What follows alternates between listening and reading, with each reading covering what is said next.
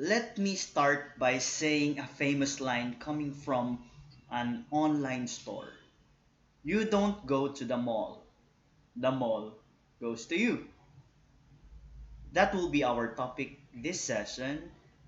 Good day, everyone. I'm Sir Kevin Asuncion, and welcome to another chapter and discussion about retail management. And today we'll be discussing about retailing institution by non-store based retail strategy mix and non-traditional retailing. So in the past two lessons, we've discussed retail institution according to ownership and the retail institution type of retail institution according to their physical setup. So that's the in-store retail institution.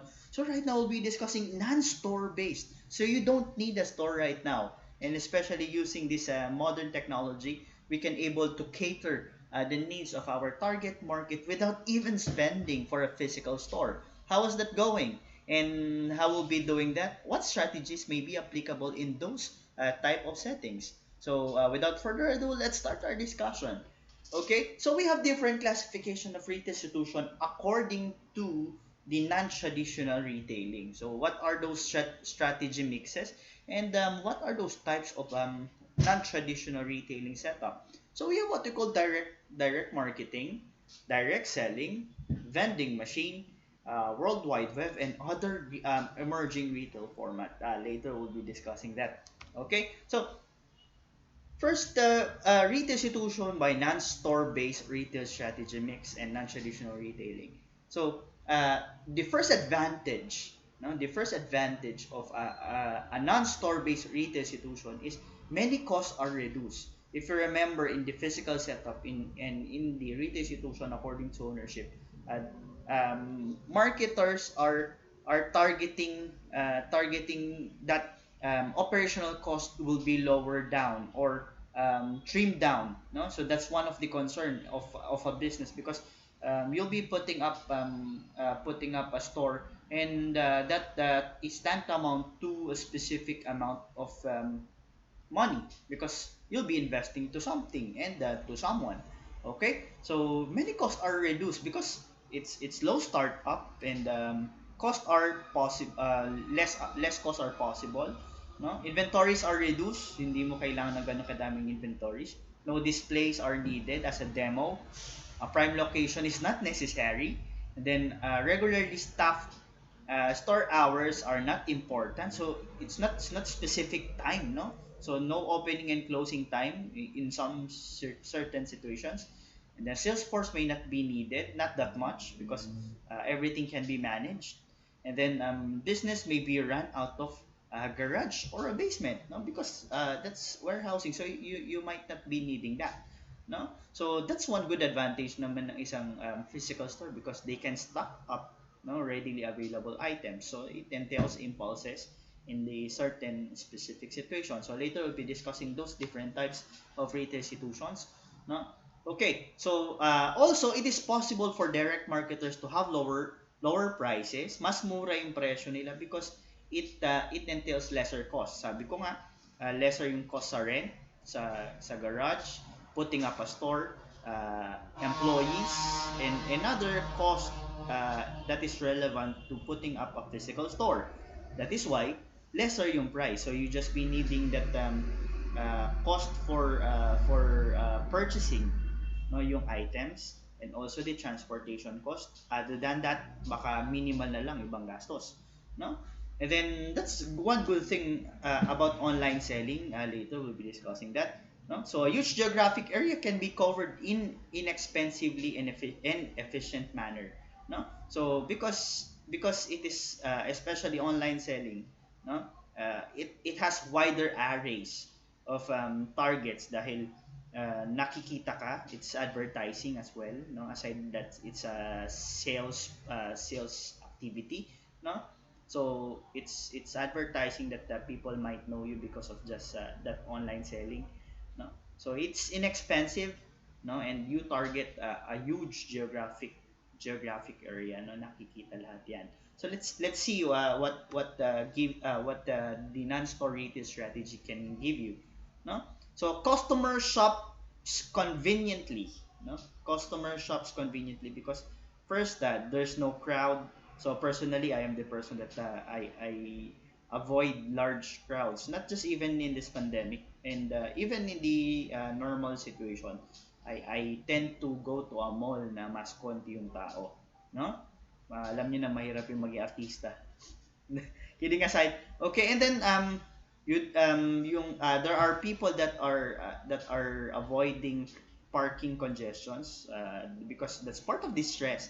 Remember, that's part of the total retail experience. That if a person na balak pumunta ng isang lugar, na isang retail institution, naghahanap ng parking lot at nagkahasel sa parking lot, baka maghanap yan ng ibang lugar kung saan pwede.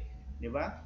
And then checkout lines, no? Kasi pareho lang naman yung product eh, di ba? Again, the experience matters, no? And then the checkout lines, no? Kung how the management handles those cash registers, gaano kadami yung pila and ilan sila, gaano kabilis yung transaction, and are there someone who would like to assist you whenever there are problem with the items? No? That is why how Seymour and SM supermarkets are efficient and effective with. They do not have safety concern and about shopping early in the morning or late at night. So that's one convenience of non-traditional retailing or non-store based retailing, because they don't walang oras as long as they have a cart, no, pwedeng ilagay sa cart and then they can pay because of the technology. No, that's a good advantage with that. Then these are also part of the mixes. Specific customer segments are pinpointed, napaka-specific, especially on the online application or online platforms. Pero they have wide arrays of options, strategic options, how to widen their target market. No? As you can see, Lazada, Shopee, Zalora, marami silang arrays of target market because ang dami nilang binebenta, no? Mas madaling mag-upscale. No? Consumers may sometimes legally avoid sales tax. Not just consumers, even retailers may avoid that output taxes, no? Pero hindi ko lang alam whether kung meron ng batas tungkol doon. Then a non-store may expand even without additional outlets. If you remember one of our assessments, we made mention of you want to be number one in a specific place and you need to branch out. But that entails cost. Diba? You can achieve that kind of mission and objective if you will be putting up an online store because it reaches more in a wider range of target market kahit hindi ka masyadong gumagastos. Then sipagan mo lang.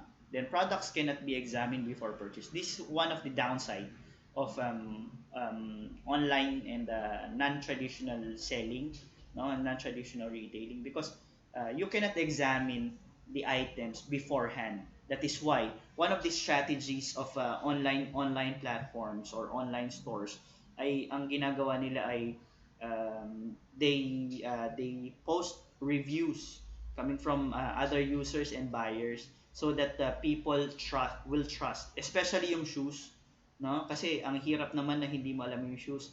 There are, oo, pare-pare yung sizes nila pero yung bulto niya and yung fit niya sa paa minsan mas masikip yung sa dulo and the likes, iba't iba tayo ng klase ng paa.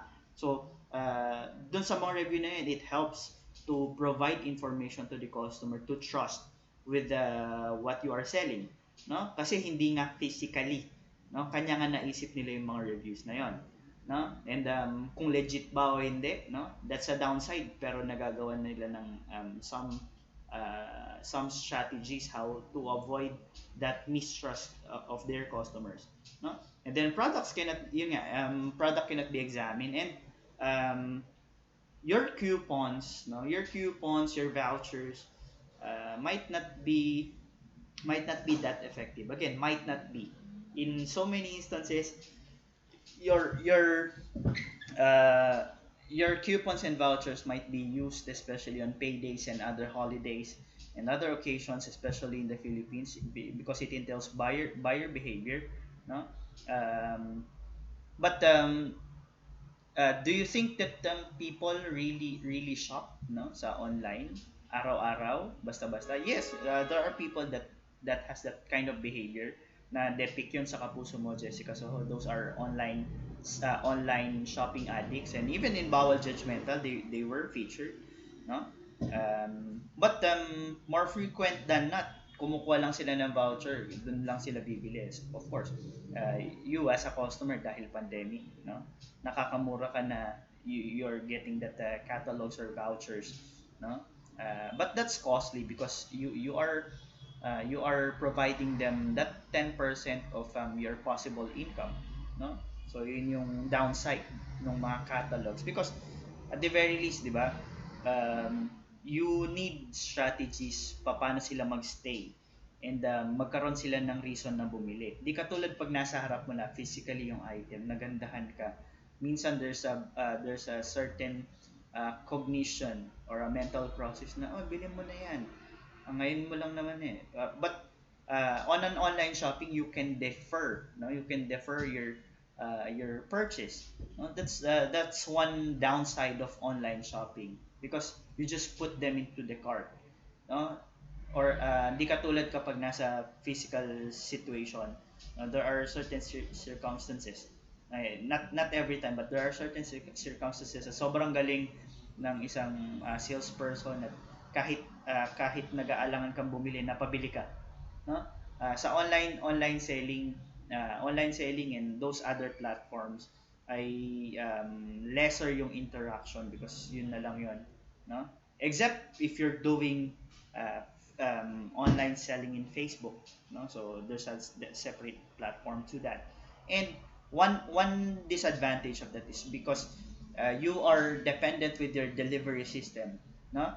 If you cannot provide your own logistics on delivering your product, no? You will be dependent on other platforms and other marketing channels such as the couriers and logistic companies such as JNT, JRS, LBC, no, Ninja Van, no. These courier services are partnering with online sellers, no, and at some point there are some problems in deliveries. Now, the delay in deliveries ay hindi masyadong issue because there are different options at mabilis sila. The question is the quality and the safety of those items because there were issues in the past that specifically happened in one of those couriers that I've made mention na tinatapon basta-basta yung mga items na re-receive ng mga customers na sira-sira o basag yung mga items nila. So it might be a tricky one. So how will you manage those policies and your contracts with your couriers, no? If ikaw ang nagbebenta sa online. So you'll be challenging that. So let's go back with the type of retail institution that you can do, no? What is direct marketing? Direct marketing is different from direct selling. Direct marketing means you are directly communicating, no, communicating with your customer. Doesn't mean that you are selling actually, but you are marketing them, no. You are communicating and building relationships with them, no. Kailan nangyari yung direct marketing, no? Minsan nangyari ito sa multi-level marketing, no, sa mga networking companies that tinarget kayo. Ang tawag din is prospecting, no? Na-prospectan kayo because you are a target. You are a target market. So, because you are known to be a target, so directly na-contact kanila o kinontak kanila using your social media account, especially in this pandemic, no? So, that's direct marketing, no? And then, we have a direct selling. This is direct selling na pupunta ka bahay-bahay. Avon, Natasha, that's a direct selling setup. So, do you need inventories? Actually, no. In fact, direct selling uses catalogs. Yun nga nabanggit kanina. Uses catalogs, no? Uh, at some point, they need demos, no? But they don't need that much of inventory, no? So, that's an advantage there. And besides sa online selling, no, this is the greatest advantage of online selling. If you're putting up your physical store, you need to purchase your inventories beforehand. para makita ng tao na meron kang ganyan. But in online selling, ipakita mo lang muna yung picture, order sila. So they have what they call supplier day. O kokolektahin nila yung mga orders. So no inventories there. Ang gagawin nila, no? Kukunin nila yung orders and then bibili sila just like in Divisoria or coming from their suppliers, and then i-deliver nila sa inyo o magmi-meet up kayo. So anong cost doon? Just the transportation and the laway nung middleman, ang tawag, parang middleman na lang ang online seller ngayon. No, kasi they don't stock up except if you're stocking up and you are doing you're making your home an warehouse, no, or a stock room, no. So ganun ang ganda ng strategy ng online selling because you don't need to invest more and it's low risk, no. There are some risks there, just that the bogus seller, bogus buyer. But it happens not often, no? Dahil nga syempre natatakot silang ma-post sa Facebook and the likes. May nangyayari pero not that much and not really not that big as well, na hindi ganun kalaki at hindi ganun kadami yung tsansa o kalaki yung tsansa. And then if you want non-traditional selling na hindi mo babantayan, you can do vending machine. Of course, merong mga safety features or naka-stay lang sa isang lugar. Yung pinaka-classic example dito is the bubblegum vending machine. I remember that in my elementary days, no? Um, Maglalagay ka lang ng piso, lalabas yung bubble gum and that's it, no? And ngayon, mga uso, coffee vending machine, no? Hindi mo masyadong babantayan. That's a copy technology coming from those soft drinks company. So the companies na naguhulog ng barya tapos mahulog yung ano yun. That's the same thing, no? So hindi mo babantayan, lesser maintenance. Kung kailangan naman bantayan, should be located in a strategic place. So yung may oversee. So pero hindi mo na kailangan bantayan every time, no? Okay, so that's one good thing about that, no?